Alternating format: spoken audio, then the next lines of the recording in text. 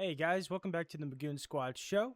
I just wanted to say real quick, thank you guys for tuning in and staying with us here. We're going to be bringing that content more and more, and it's going to continuously get better as we go along, uh, especially with the NFL ramping up as well. It's just going to be me today, but we're going to kind of dive into a lot of different sports real quick. But let's go ahead and start out with week one of the NFL. I kind of just wanted to go through real quick and give I know we kind of did this, but I'm going to focus more on week one here and kind of give my picks for what I see happening this weekend. Let me see if I can move that camera for you guys. There we go. We'll just set it up here in the middle. So, taking a look at the schedule, let's go ahead and start out with our Thursday night football game. You got the Ravens at the Chiefs. Again, I can see the Ravens picking up this one at the Chiefs here. I think it could go either way. I think the current line for the Ravens is 3.5 right now. So I mean, I'd probably take the points for the Ravens. Probably lose by. Oh no, it's at 3. I'll probably take 3.5 if I didn't like an alternate spread for them. I'd probably take 3.5. But regardless of that, I think the Ravens pick up that win. And since this is a neutral site game, go ahead and give me you got Green Bay at plus 120 over on FanDuel. 2.5 is the spread for that game. Go ahead and give me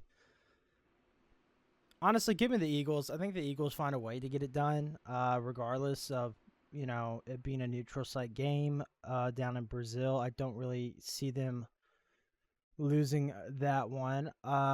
Let's go ahead and dive into our next one. A lot of people are excited about the Titans and the Bears. Titans are currently 4.5 point underdogs, plus 176 over on FanDuel. Chicago Bears at minus 210.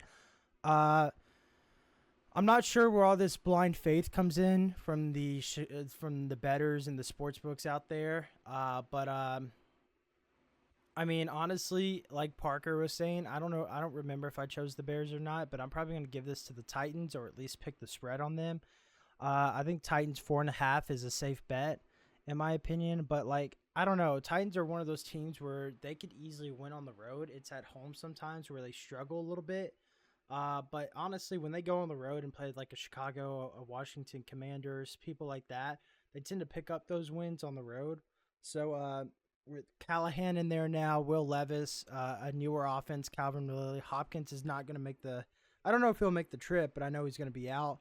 And then of course, as well as Tony Pollard and Tajay Spears splitting the running back duties back there. I kind of like the Titans for that one. Moving on. We got the Pittsburgh Steelers versus the Atlanta Falcons. Also an afternoon game.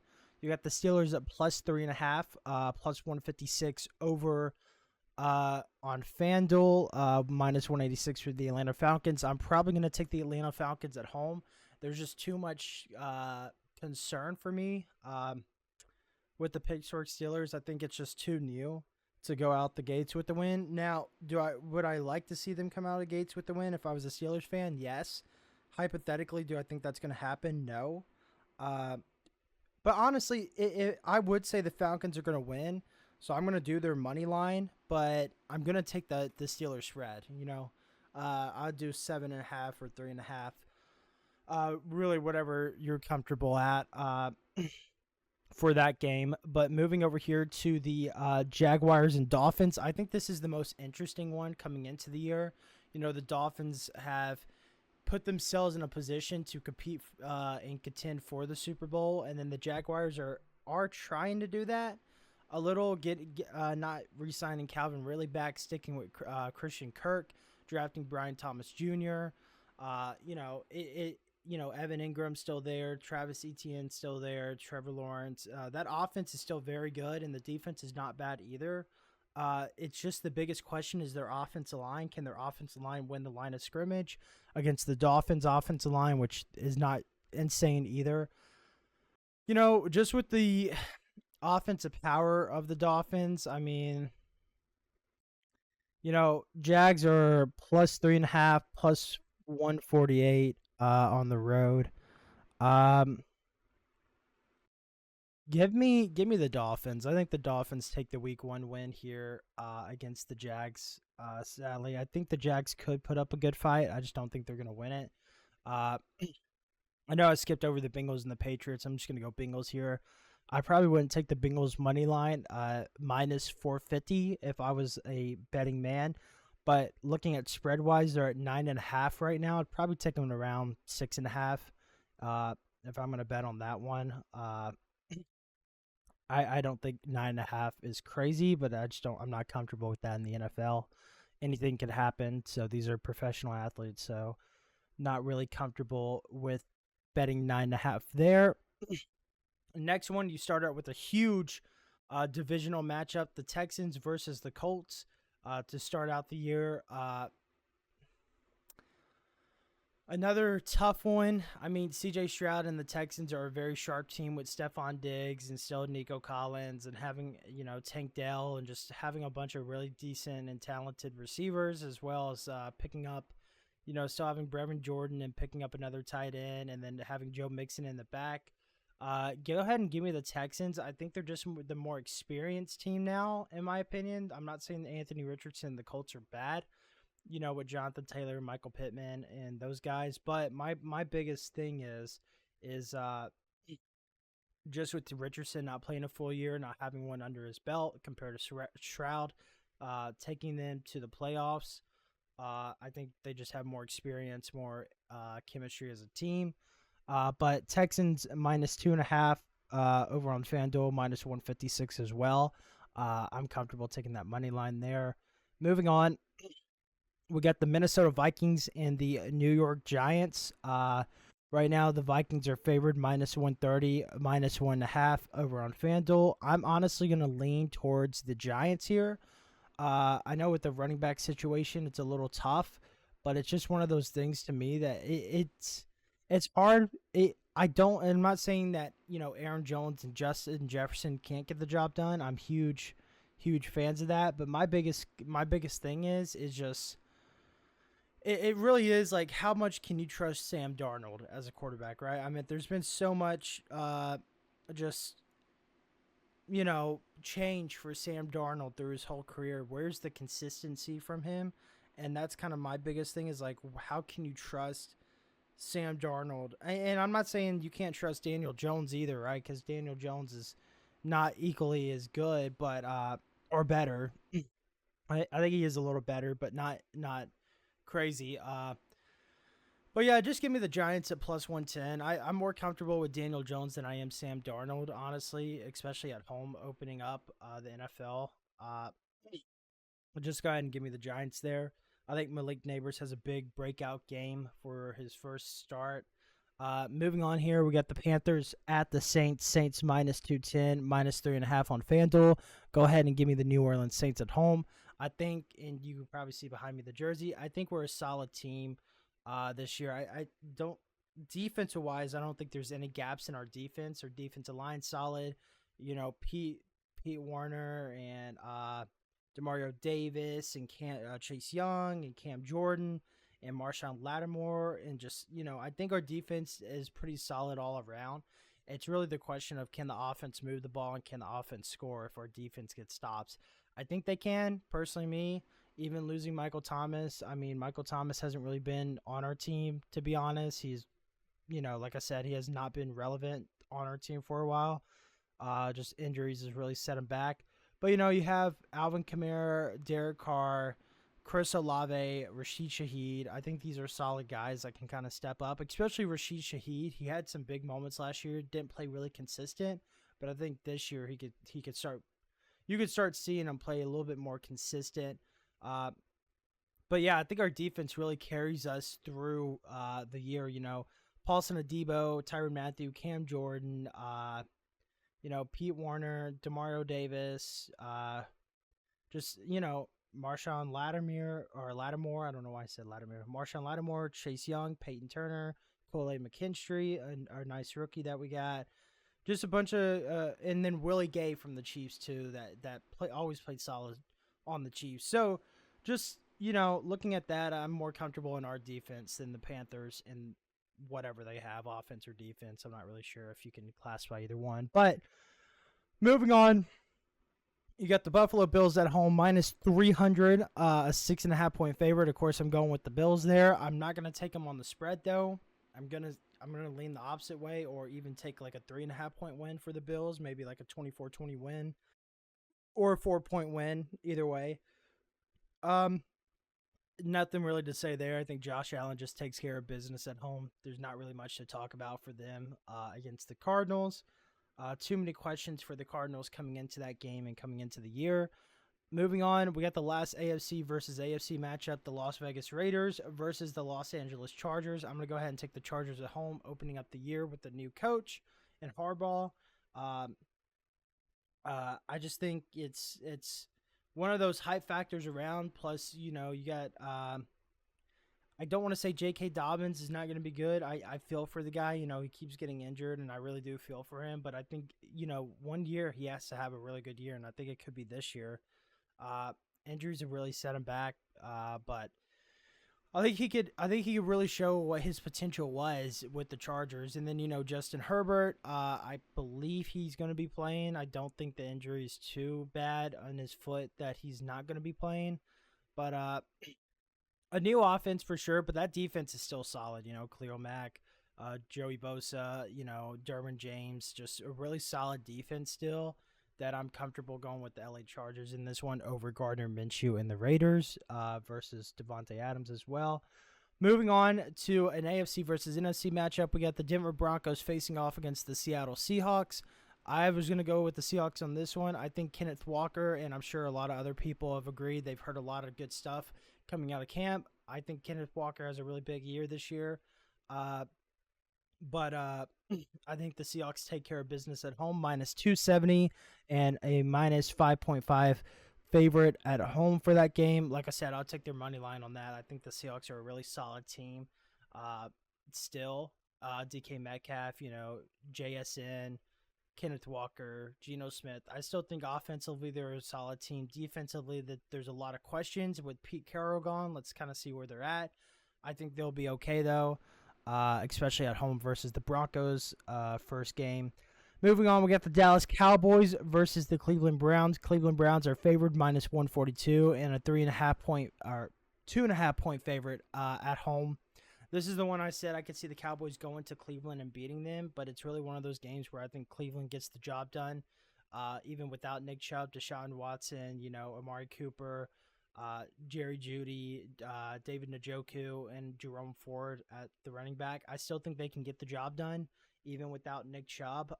But really, we'll see. The Cowboys, losing their cornerback as well for the year is tough, especially when he led the NFL in interceptions. That's going to be a tough loss for them. So we'll see how they kind of deal with that with Amari Cooper and Jerry Jeudy coming into that game. Next game, we had the Washington Commanders and Jayden Daniels' first start versus the Tampa Bay Buccaneers at Tampa Bay versus Baker Mayfield, a team who did make the playoffs last year. Tampa Bay minus 180, 3.5 point favorite. Who do I take? I'm going to take Tampa Bay for this one. I don't really have any doubt in my mind. It's tough, but that team's still solid. Baker Mayfield, Rashard White, Bucky Irving, Mike Evans, Chris Godwin, Trey Palmer, Kate Otten. Still a really solid offense, and then a pretty good defense as well. I would take the 180 against Washington at home versus the rookie quarterback Jayden Daniels. And now you see we have a couple more games left, just two more really. Let's go ahead and dive into the LA Rams versus the Detroit Lions. I picked Detroit. Parker picked the LA Rams to pick up that one. Matthew Stafford going back to Detroit for the second time since he's been gone.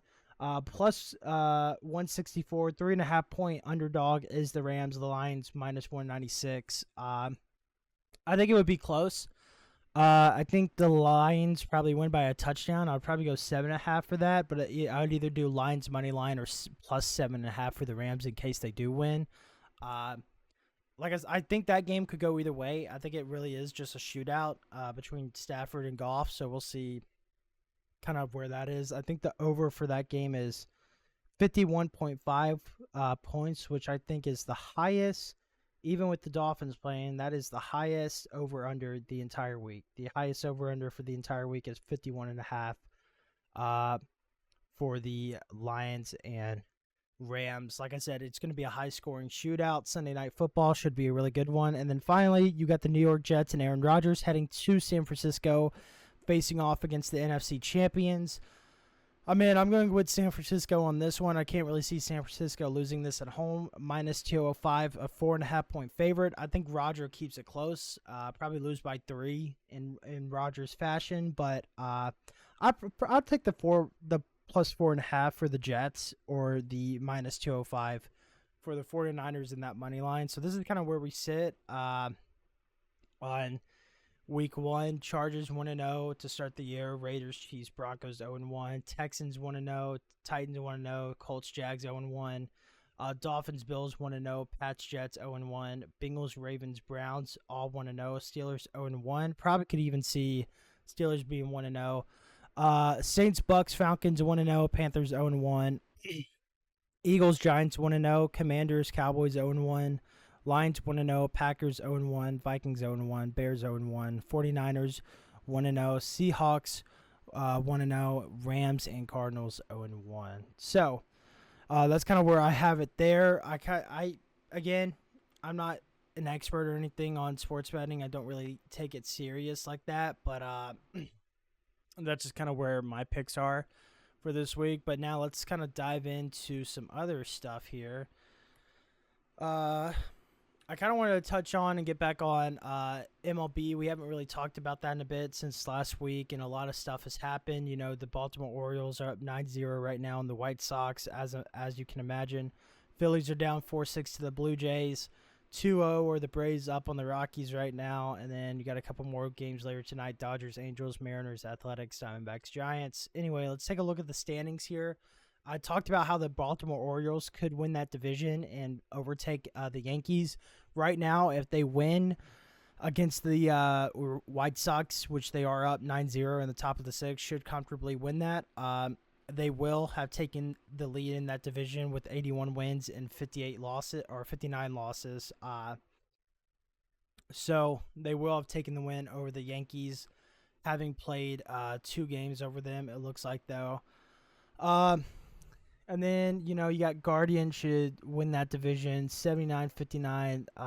Twins are the next closest one at 75 with the Royals. I don't really think they catch up, in my opinion. They could. I don't think they will, though. I think the Guardians will hold out. The biggest jump from the last time we talked were the Houston Astros. I think the Houston Astros have been on a nice little stretch in August there. They picked up the win at the Phillies. They picked up 5 wins in a row, lost to the Reds last night, but did pick up 5 straight wins, so that really helped them secure that divisional spot of the Mariners and Rangers. Moving on, things are really heating up in the NL East. The Phillies at 81-56 with the Braves 7 games back and Mets 7.5 games back. Phillies probably will win that division. Honestly, I don't see really a reason they lose that unless they start losing games and can't picking up some wins. But the Braves at 74-63. If we can sweep the Rockies here, and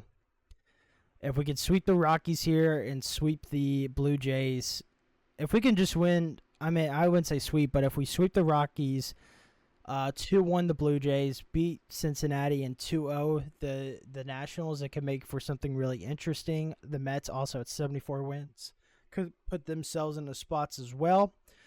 Excuse me. The Nationals, though, have been on a nice upside just with Dylan Cruz and everything that he's bringing to the team. It's looking nice for them for next year. Not for right now, of course. The Brewers at 81-57. I don't see the Cubs catching up to them in the Central. And then finally, the last time we talked, the Dodgers, Padres, and Diamondbacks race was closer, but now we got the Dodgers 7-3 in their last 10. Dodgers at 83 wins, Padres at 79, 5 games back, Diamondbacks at 77, 6 games back. I think Dodgers will be okay and win that division as well. You can kind of look at the playoff chances here. I'm just kind of looking here. Braves at 75% chance to make the playoffs, but Padres and Diamondbacks. And that's the thing. Let's go take a look at the wild card real quick. I mean, there's only 3 spots, so like I was saying, Padres Diamondbacks should secure a wild card spot as well as the Braves maybe, but they're kind of fighting with the Mets on that right now. Baltimore Orioles, it'll be between them or the Yankees who gets a wild card spot, depending on who wins that division. Then you got the Twins and Royals as well. Boston Red Sox are still trying to fight for a playoff spot, a wild card spot, but they're 13.6% chance to make it, as well as the Tigers at 6.8% chance to make it as well. I really think it's just going to be Phillies, Braves, Dodgers, Padres, Diamondbacks, Brewers in the NL, and then the AL will be Yankees, Orioles, Guardians, Twins, Royals, Astros in that one. Again, I could kind of do my bracket when we get closer to playoffs, but like I said, if the Orioles are a wild card team, I'd probably pick them to win it all. Like I said, I think it's good for a team that doesn't have a lot of experience and that's kind of young, like the Orioles, to come in with, like I said, with hot bats and just being able to feel what it's like in the atmosphere and feel what it's like in a playoff environment to bring it into a divisional matchup if they win their wild card as well. But like I said, if they win, I really do think the Orioles could be one of those teams to watch out for, because if the bats are hot, the bats are cooking. I don't think the Yankees are a little too consistent at the bottom of the order for me to confidently say that they're going to win it. I mean, they're not a bad team. It's just one of those things to me. It's the bottom of the order sometimes can struggle. Like sometimes they come through. Sometimes they come through when the top of the order is struggling. But like for instance, you got Austin Wells 0 for 4, 1 and 4 Giancarlo Stanton. Rizzo's 1 for 4, a guy who used to be a pretty solid batter, batting a 228, not too bad. Anthony Volpe 1 for 4, Verdugo 1 for 4, and like I said, the team's solid. You got Stanton, Jazz, Rizzo, Volpe, Verdugo, Judge, Soto, Torres. Very solid batting order, very solid fielding. But again, like I said, if the top of the order struggles, if Soto's having an off night, if Judge is having an off night, 1 for 5 for Judge, still batting at 326. I'm just saying if he has an off night with Soto, can the rest of the order pick up for the top of the order struggling? Another team that I think could be a really interesting team to watch is the Milwaukee Brewers. Even without Christian Yelich, even though he's, a 3-month recovery time from when he got injured August 27th, so he's probably going to be out for the playoffs, unfortunately. But I mean, from looking at their games, they're still doing a pretty solid. I mean, looking at the box score here from their last one, the 9-3 win over the St. Louis Cardinals. I mean, Coutreau is batting very well, 278. Contreras is batting a 280, batting very well as well. And then a lot of guys at the bottom of their order batting Willy Adames, 255. Mitchell, 263. Sam's batting a 267. Ortiz is batting a 241. So like I said, Brewers is just kind of everyone's batting a consistent like 250 or above. There's one guy that's batting. Two guys batting a 211, Rice Hoskins and Bowers, who's batting a 198 and a 211. But regardless, everyone is batting around a 250 on that team, which could really help them carry into the playoffs there. A very interesting team to watch because, like I said, when the bats are hot for them. Like I said, the differential for that team, run scored versus run against, is plus 139, which I think is the highest. Is the highest in the MLB. So kind of just overall thoughts on the AL. If I had to pick one team, could you consider the Orioles an underdog? I want to take a look at their World Series odds. So they are 1, 2, 3, 4. So I can't consider them an underdog. Okay. Well, in that case, I'll take the Orioles at plus 700 as my favorites. As an underdog team in the AL, I'd probably take the Kansas City Royals at plus 2,000. So like I said, those would be my two teams, a favorite and an underdog.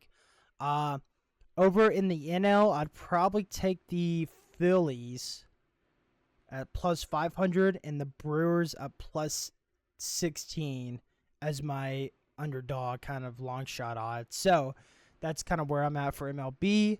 Real quick, gonna hop into NHL. As you guys all saw, probably if you keep up with the NHL, Leon Draisaitl did get a contract extension with the Edmonton Oilers. A huge thing for the Edmonton Oilers and Connor McDavid. It was $112 million contract over, I think, the next 8 years for him. But kind of looking at the teams now, I think the biggest upside and honestly the quickest improvement that we're gonna see, low key, might be the San Jose Sharks. A lot of people are liking the San Jose Sharks team. I think they have a really nice team now that the Predators gifted them Yaroslav Askarov. As a Preds fan, still not happy about that, but it is what it is. Yaroslav Askarov won it out. We didn't really have any leverage to do anything with that. But anyway, you got some veterans on this team, but a lot of young, nice, Celebrini, who is probably going to win the Calder this year. Mike Hoffman, veteran kind of player. Mikkel Granlund, veteran player. And then a lot of decent, mid-age kind of guys. Will Smith, another rookie that they drafted last year. Alex Winberg. Just like I said, a lot of really solid. Logan Couture, of course, the veteran, the captain of the team, I believe, still. Barclay Goodrow, I don't think that was a good pickup for them. It's not bad, but I don't think it was a good pickup for the San Jose Sharks. In the postseason, he's pretty good, but it's just in the regular season he kind of struggles a little bit. 80 games played, 12 points for him. Not really too crazy. And then of course, dang, they got Nolan Burke and Igor from the Nashville Predators. Wow, I didn't even know they had Igor. But anyway, they're just, we're just their farm system, I guess. Looking at their wingers, though, like I said, Igor, Nashville, we couldn't really use him that well. So I'm glad Igor is, getting a chance to play there. Alexander Barbanoff, he should be okay. William Eklund should be fine. So they got an Igor and an Igor there now. Nice. Over right wingers, Kevin LeBlanc should be fine. That should be a good veteran player for them. Mitchell Russell, a young guy. Tyler Toffoli should be what I think is a good pickup for them. Satterborn, not really a crazy pickup for them. I don't really know where his role is going to be for that team. But and then of course defense. You got Cody Ceci, a veteran player. Lucas Carlson from the Florida Panthers, 27, veteran player. Matt Banning as well, a veteran player. But then you got a lot of young guys on that team. Again, I'm looking at this. It's kind of hard. Dude, that Vlasic contract is killing the Sharks, though. I bet they cannot wait to get that dude off his paywall. How much is Vlasic's contract? I know it's a lot. Yeah. 8-year with a cap hit of $7 million per season. Yeah, they need that dude off the roster ASAP. They're just begging him to get off the roster. They have him, so he's on his, not last year, but second to last year. Still at $7 million though on the contract. Dude, they gotta get that man off the contract, honestly. Being on that contract is killing the Sharks payroll because they are able to, once they get him off their payroll, dude, they're gonna be able to do so much more with the money they have, honestly. And I'm really looking, Mackenzie Blackwood, Vancha, yeah, I mean, literally, Vlasic literally takes up so much money. Oh my god. Do they have any dead cap space? Yeah, they have Brent Burns, who they're still paying 2.7, Martin Jones, who they're still paying 1.6, Eric Carlson, 1.5, and Thomas Fertile as well. Not too bad. I mean, they're not in a bad spot, but I think the biggest improvement now with Yaroslav Askarov is going to be they're going to be the biggest improvement. I'm honestly curious to see about the New Jersey Devils, having a new coach. I mean, with their centers at Nico Hishner, Jack Hughes, Michael McLeod, who would be there for Dawson Mercer, maybe? I know he's young, but he'll probably be their fourth line kind of guy. Left wingers, Jesper Bratt's still solid. Eric Hulla, hit or miss as well. Andre Palat, still fine. Uh, you got right wingers. Timo. This is the biggest question I have for the New Jersey Devils, and they haven't used him right. But it's my biggest question, and I think the biggest thing that the New Jersey Devils and the fans can probably agree with me out there is if you're gonna go out there, get Timo, sign him to a big contract and all this stuff because of the potential that he had. I think you need a coach to figure out how to use him the correct way because honestly, Timo is a solid. He was really good at San Jose when they used him correctly. I think, with Ruff being the last head coach there, I believe it was Lindsey Ruff. But anyway, I don't think Timo has ever been used properly. I think once you find a coach that could use him properly with Sheldon Keefe now from Toronto, I think hopefully we'll see an improvement out of Timo Meyer this year. You got Calfoot, Dougie Hamilton, Luke Hughes, of course, Brett Pisces, Brendan. Wow, they got Brandon Dillon too from Winnipeg. That's a solid pickup as well. So yeah, I'm actually really curious to see how they do this year. Jacob Markstrom, Jake Allen. Yeah, I mean, this is an interesting team. New Jersey's definitely an interesting team for me this year.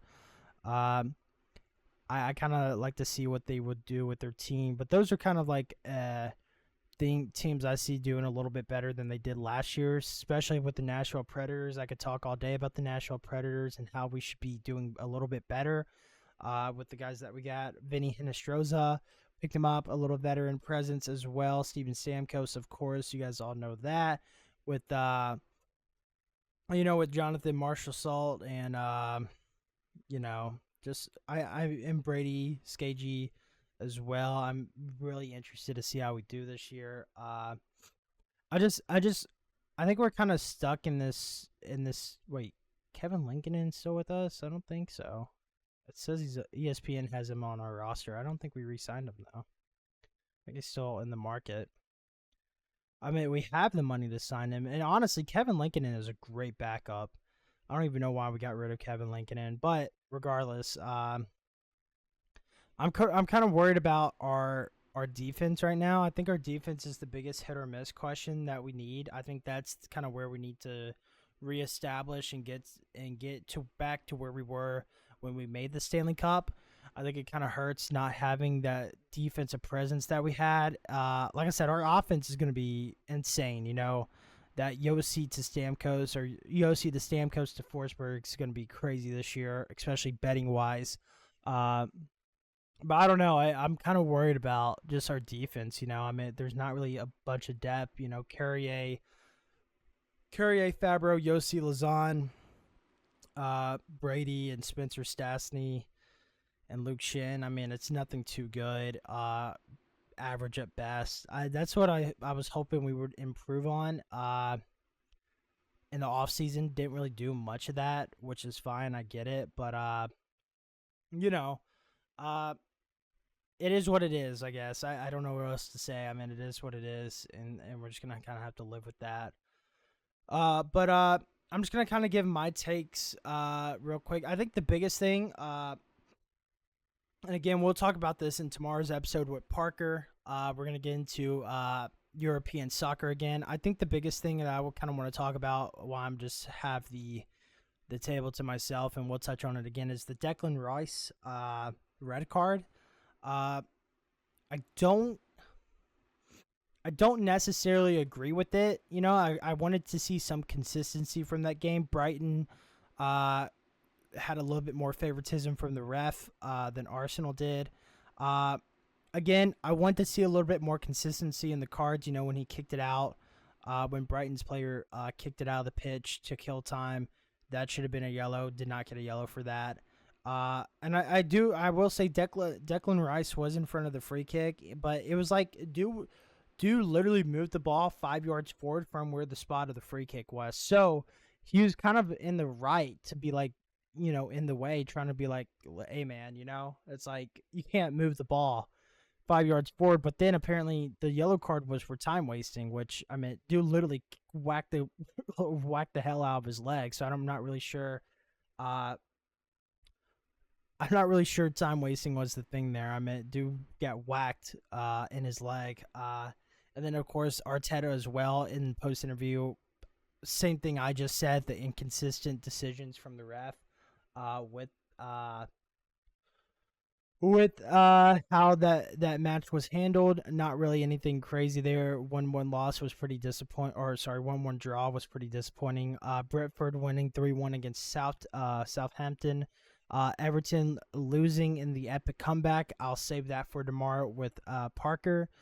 Ipswich drawing with Fulham. I think that was the biggest thing. Ipswich played very well that game. Like I said, Fulham is that team that's set up pretty well defensively, and just picking up a draw there for us, which is huge. Honestly, for that team, it's a huge accomplishment from where they were. Leicester City losing to Aston Villa didn't really. Wasn't really expecting them to draw or win that. Nottingham Forest, Wolverhampton drawing, West Ham United losing 3-1. Haaland with another hat trick. Now we're seeing the Haaland that we did see when he first got into the Premier League, just going berserk. Getting a hat trick against West Ham is not easy. Of course, Barcelona won 7-0. Atletico Madrid, 90+2. Angel Correa wins it for them 1-0. Mbappe finally scores 2 goals for Real Madrid. Good for him. Everyone's been questioning that, but Mbappe finally comes through for Real Madrid, picking up 2 goals in that match. Dortmund drawing with Berman, not really ideal. Schlotterbeck red card as well. Glad we just held on to the draw at the end of it. Stuttgart drawing 3-3 with the minus. Leverkusen finally 35 games of unbeaten, and we'll get into more of that tomorrow. But Leipzig finally ending Leverkusen's 35-game unbeaten streak. And then we'll dive into some MLS, save that for Parker as well. And then, the other games, Chelsea, Crystal Palace. Chelsea, again, that's a game Chelsea should have won at home. Palace drawing with them. And this is where I was saying it too, and I'm sure Parker can agree. We'll talk to him as he is a Chelsea fan. The inconsistencies from Chelsea is the biggest thing that worries me about that team. You have them scoring, 6 goals the last game?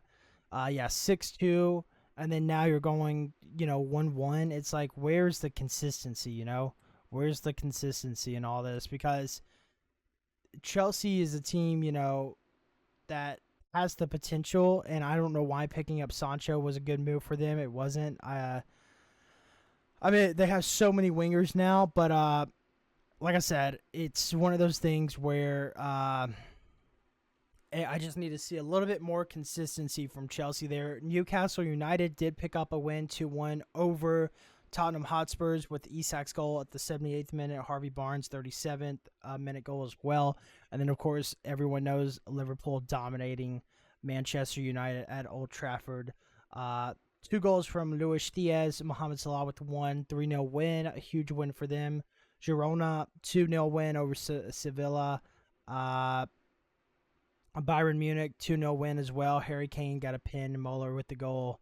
And then another MLS action. Honestly, biggest one over here, Juventus Roma, ending in a 0-0 draw. Verona, 2-0 win. And I thought Verona was going to win too. Verona's been playing pretty nice lately. Fiorentina, 2-2 draw as well with Monza. Disappointing for them too. Monaco and Lens both drew 1-1. Nice, 1-4-1.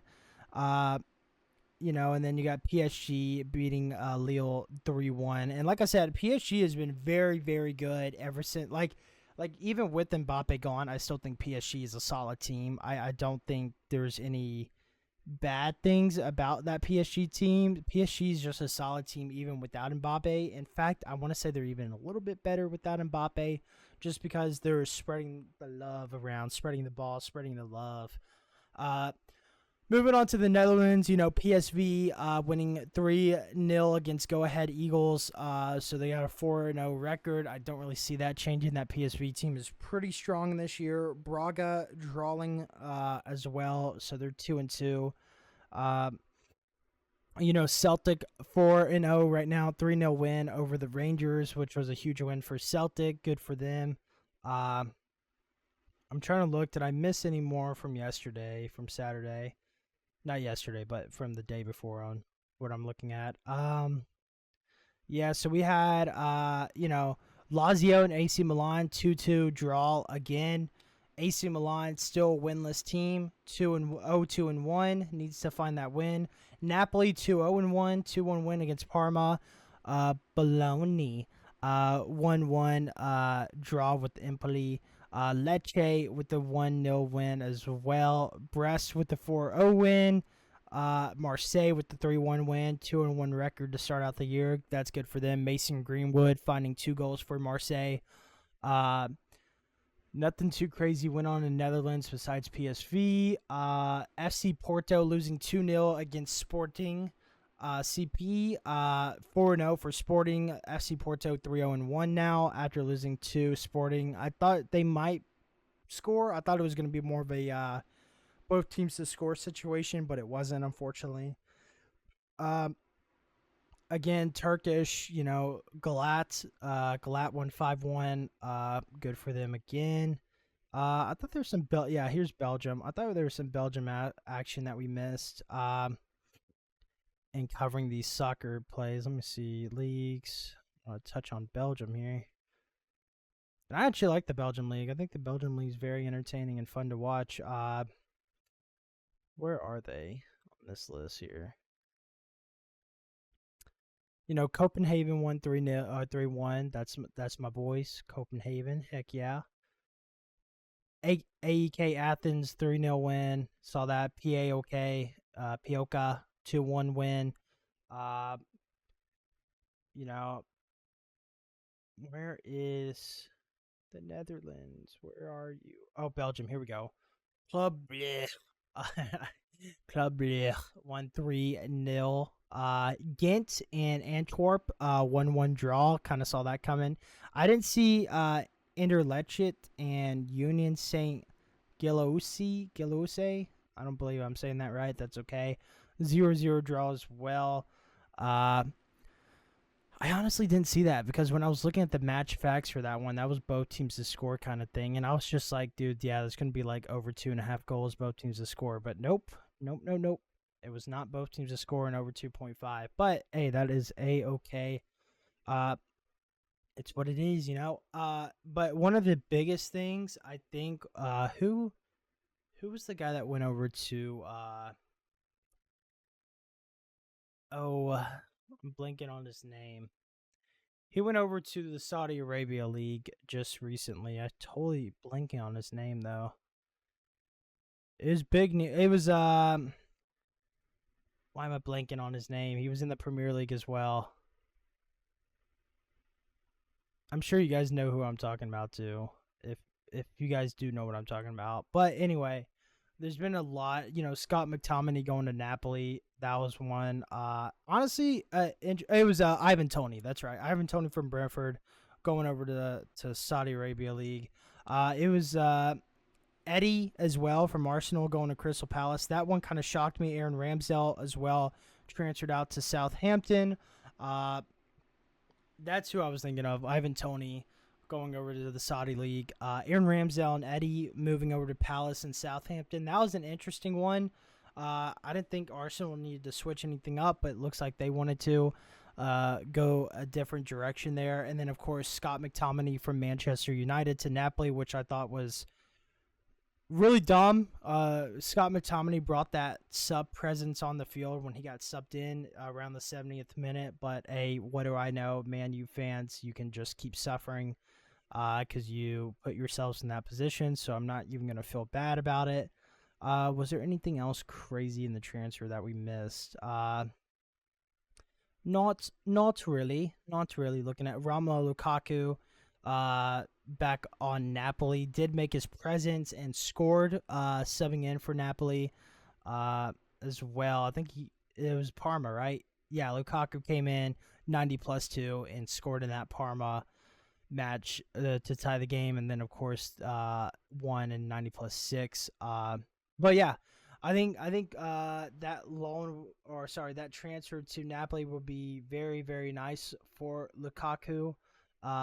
Chelsea wasn't going to use him, so I'm glad he got his found his home in Napoli, which makes me believe Napoli could be a threat in Serie A since AC Milan decides not to be a good team. Um, you know, sorry AC Milan, you guys are just kind of bad right now. And then of course Inter Milan. Uh, and then also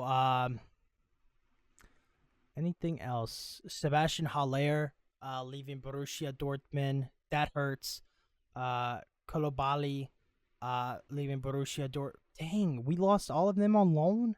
So Haller on loan, Kolobali on loan, Makoku on loan, Oskin on loan. Dude, did we just decide to loan our whole team? Why did I not get this news? So wow, we're down to Kolobali, Haller, and Mokoku. Okay, and Oskin. Okay, yeah, cool. Yeah, that's lame. That's really lame. But okay, I know we got rid of, or not got rid of, but I know we moved Fulkrug and Karmara, but I did not know we loaned out Makoku, Kolobali, and Haller. That's crazy. Okay, well we're kind of thin at attack now, but whatever. Okay. Cool. Um, I guess if that's what they want to do. But Ajax losing a couple players as well in the transfer. A lot of people transferred out from Ajax. I'm kind of done betting on that team. Ajax, I'm not really crazy on betting on them anymore until they prove it that they deserve to be bet on. But yeah, other than that, we'll kind of dive into more of this stuff tomorrow with Parker. But yeah, I hope you guys enjoyed today's episode. That's kind of just my takes on NFL. Man, we covered everything: NFL, NHL, and European soccer, uh, and MLB. Wow. Yeah, but we'll kind of focus on European soccer tomorrow, and then kind of get into college football as well with Parker. So yeah, hope you guys enjoyed today's episode, and I'll see you tomorrow. I packed a bowl and I fell asleep. I never have the guts to be